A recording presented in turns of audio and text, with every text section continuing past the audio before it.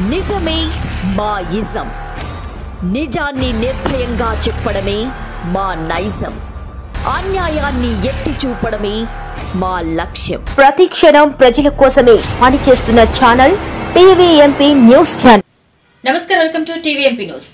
ఇక అప్డేట్ చూస్తే ఫిబ్రవరి 1వ తేదీ నాడు కేంద్ర ప్రభుత్వం ప్రవేశపెట్టినటువంటి బడ్జెట్ ఈ దేశంలో ప్రధానంగా అన్నం పెట్టే రైతాంగానికి కానీ ఈ దేశ పారిశ్రామిక రంగాన్ని ప్రధానమైనటువంటి శ్రమికులు తీసుకొచ్చినటువంటి కార్మిక వర్గం కానీ అదేవిధంగా వ్యవసాయ కార్మికులకు కానీ ఏ మాత్రం కూడా ఈ బడ్జెట్లో కనీసం కూడా వాళ్ళ యొక్క సంక్షేమం గురించి ఆలోచించకుండా ఈ బడ్జెట్ రైతాంగాన్ని, కార్మికులని, వ్యవసాయ కార్మికులని తీవ్రమైన నిరాశలో ముంచిందని ఈరోజు మేము రైతు సంఘంగా డిమాండ్ చేస్తూ ఉన్నాం.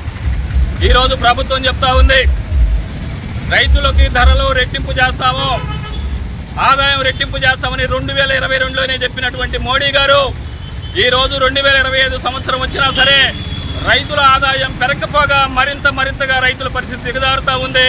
దానికి తార్కాణమే ఈరోజు గంటకి 34 మంది రైతులు ఆత్మహత్యలు చేసుకుంటున్నటువంటి పరిస్థితి ఈరోజు ఈ దేశంలో ఉంది.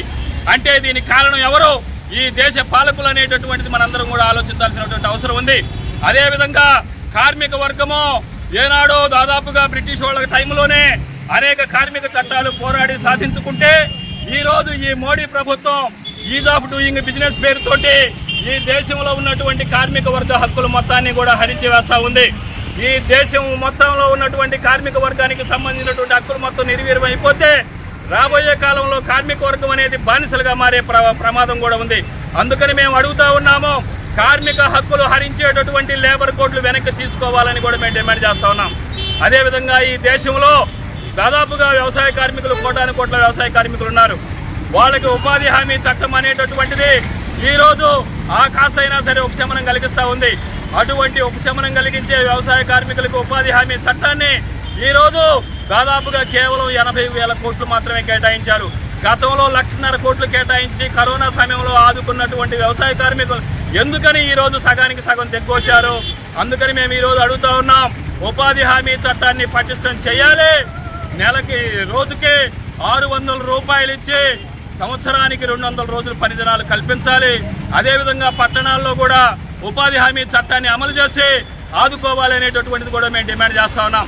అదేవిధంగా ఈరోజు మనందరికీ తెలుసు, ఎన్నికలకు ముందు మన ప్రత్యేక హోదా ఇస్తానని ఆ రోజు బీజేపీ హామీ ఇచ్చింది.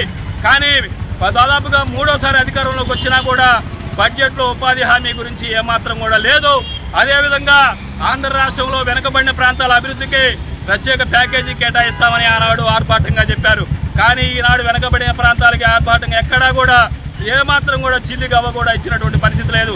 సాగునీటి ప్రాజెక్టులు ఎక్కడ మూలన పడ్డాయి. అదేవిధంగా ఎరువుల సబ్సిడీ రోజు రోజుకి దిగజారుతుంది, కానీ రైతులను ఆదుకునే పరిస్థితులు లేదు. అందుకని మేము అడుగుతా ఉన్నాం, ఇటువంటి బడ్జెట్లు కేవలం కార్పొరేట్లకు మాత్రమే ఉపయోగపడతాయి తప్ప కార్మికులకి, కష్టజీవులకి ఏమాత్రం కూడా ఇటువంటి బడ్జెట్లు ఉపయోగపడవు. కాబట్టి ఎప్పటికైనా సరే కేంద్ర ప్రభుత్వం ఏదైతే ఎన్నికలకు ముందు హామీలు ఇస్తా ఉన్నారు, రైతులను ఆదుకుంటామని అన్నారు, మేము అడుగుతా ఉన్నాము, దాదాపుగా 6-7 సంవత్సరాల నుంచి సంవత్సరానికి 6,000 రూపాయలు ఇస్తా ఉన్నారు. సంవత్సరానికి 6,000 రూపాయలు రైతులకు ఇచ్చి మేము రైతుల ఆదాయం రెట్టింపు చేస్తామని ఈ కేంద్ర ప్రభుత్వం మాట్లాడటం అనేటటువంటిది అతి పెద్ద దుర్మార్గమైనటువంటి విషయం అనేది కూడా ఈ సందర్భంగా మేము తెలియజేస్తా ఉన్నాం. ఈరోజు 14.5 లక్షల కోట్ల రూపాయలు కార్పొరేట్లకి మీరు ఈరోజు అనేక రకాలైనటువంటి బకాయిలు రద్దు చేశారు. అదే క్రమంలో రైతులకు కేవలం 6 లక్షల కోట్ల రూపాయలు ఈరోజు ప్రభుత్వ అప్పులు ఈరోజు బ్యాంకుల్లో ఉన్నాయి. 14 లక్షల కోట్ల రూపాయలు కార్పొరేట్లకు రద్దు చేసినటువంటి మీరు రైతులు మొత్తానికి కూడా అన్నం పెట్టే రైతులకి కేవలం 6.5 లక్షల కోట్ల రూపాయల రుణమాఫీ మీరు ఎందుకు చెయ్యరు అనేది మేము అడుగుతా ఉన్నాం. అందుకని మేము అడుగుతా ఉన్నాము, రుణమాఫీ చట్టాన్ని అమలు చేయండి కేరళలో లాగా. ఆ రకంగా కేరళలో లాగా రుణమాఫీ చట్టాన్ని అమలు చేసి ఈ దేశంలో ఉన్న అన్నదాతల మొత్తాన్ని ఆదుకోండి, వాళ్ళకున్న అప్పులను రద్దు చేయండి అని ఈరోజు మేము అడుగుతా ఉన్నాం.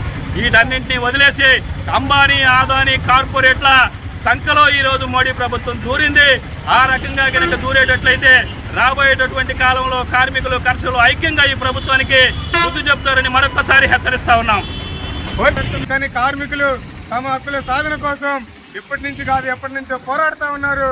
ఈ వేతన కోడ్లు అంటేనే రద్దు చేయకపోతే పెద్ద ఎత్తున పోరాటాలు చేయడానికి సిద్ధంగా ఉన్నారని చెప్పి ఈ సందర్భంగా నేను తెలియజేస్తా ఉన్నాను. ఇవి bulletin updates. For more updates keep watching TVMP news.